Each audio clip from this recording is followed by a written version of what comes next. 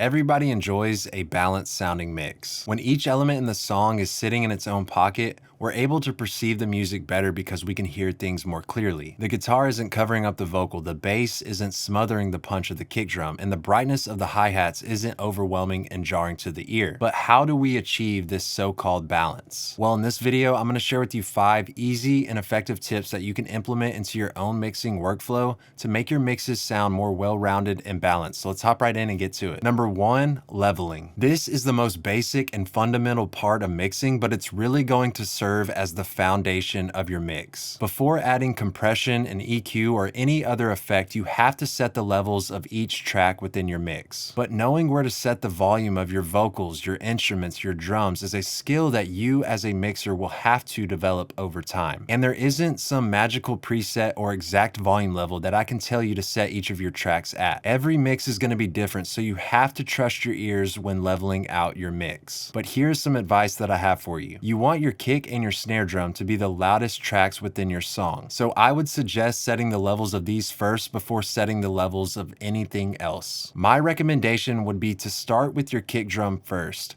and set it anywhere between -10 and -6 decibels. Then bring in your snare drum and use your ears to set it at a healthy volume level in relation to your kick. The kick and the snare feed off of each other, so you'll know just by hearing the kick drum how loud to set your snare. Don't focus on the actual numerical value of your snare drum's volume. The kick and the snare should be going back and forth. They're going to serve as the life of your song, and it's very critical that you set the volume level of these two elements at a healthy distance away from 0 decibels. You want to leave yourself some headroom because as you bring in other tracks, your mix will start peaking at a higher level. You want to leave yourself some space away from 0 decibels for the mastering engineer, whether that's going to be you or someone else, to add those final touches and effects to your mix. And since the kick drum is usually the loudest track within your song, setting it safely away from 0 decibels ensures that you leave yourself enough headroom. Let's take a listen as I set the levels for my kick and snare. Pay attention to how loud they are hitting and where my levels are at on this meter over here on the left side of the mixer.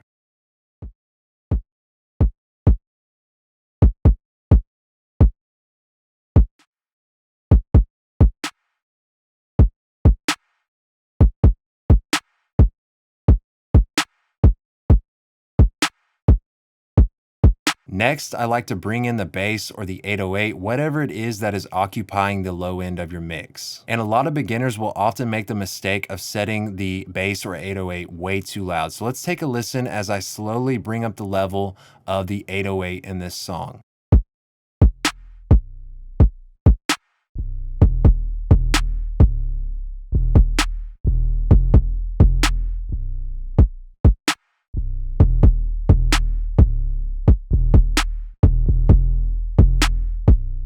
So as you heard, I didn't bring up the level on the 808 to a crazy high volume. You don't want the 808 or the bass to overpower the kick drum. Its role is to fill out the bottom end of the mix. Now, there are certain situations in genres like hip hop, for instance, where you really want that heavy bass that's punching through the speakers. And there are ways to achieve this effect without necessarily bumping up the volume fader. But for this tutorial, we're simply focusing on balance. Next, let's bring in the main melody of the song, which in this case is the guitar. And setting the level of this is all based on the feeling of the song.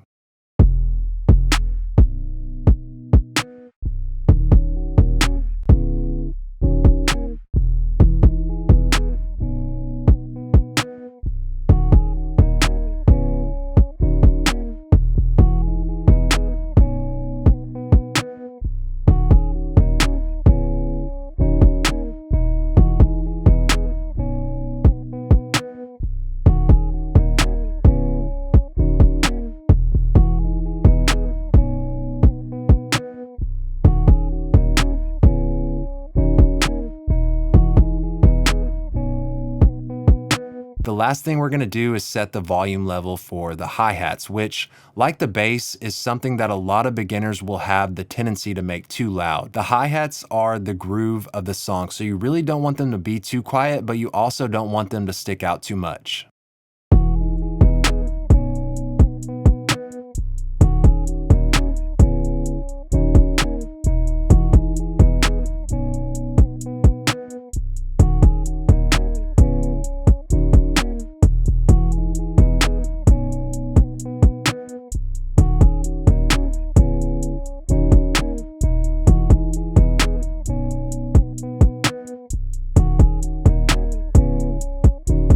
Okay, so now we have a nice and leveled piece of music that we can use as the foundation of our mix. These are the main elements that everything else is going to feed off of. Typically, I like to set these first because I like to know the landscape and playing field that I have for my vocal. The second tip I have for you is stereo placement, and this basically involves the location of where you place each element within your song. Now you have the center of your mix and you have the left and right side of your mix, which is commonly referred to as the side.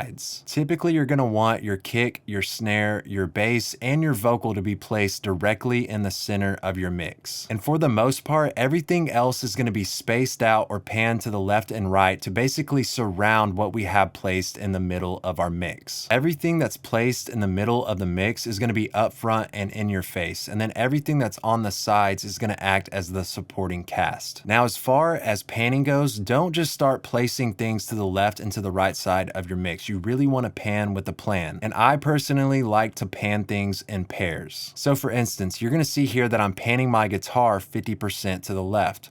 Well, in order to balance things out, I'm going to look for another sound that I can pan 50% to the right, which in this case is going to be the second electric guitar. So let's go ahead and take a listen to how these two sound.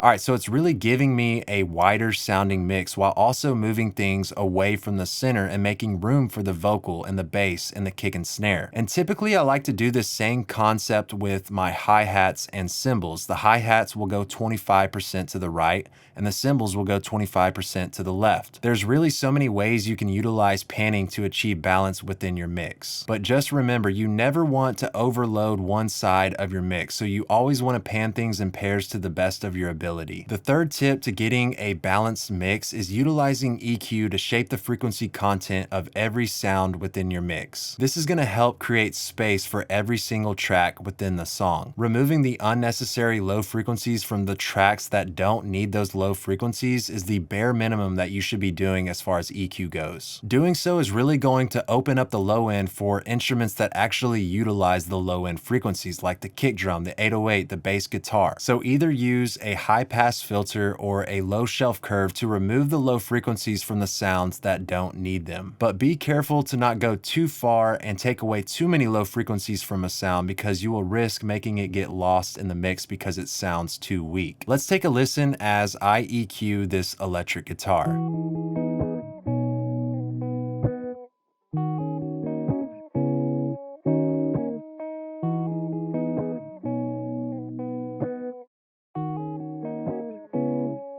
You want to do this for everything in your mix. Try to carve away and open up room for your low end. The next tip that I have for a balanced mix is to make sure that your low frequencies are in mono. And if you don't know what that means, let me explain. Audio signal can be played in two different ways, mono or stereo. Mono is where you have the same audio signal being played through the left and right speaker, whereas a stereo signal can be played back through the left side, right side, or center position of your mix, resulting in a greater sense of width. And the reason that we want our low frequencies to be placed in mono is because the human ear has trouble distinguishing the direction of which it hears bass frequencies coming from. So there's really no benefit to having your low end placed in stereo, because it could result in phase cancellation and balance issues when playback on certain devices. I like to use this mono maker knob right here found on the Shadow Hills mastering compressor.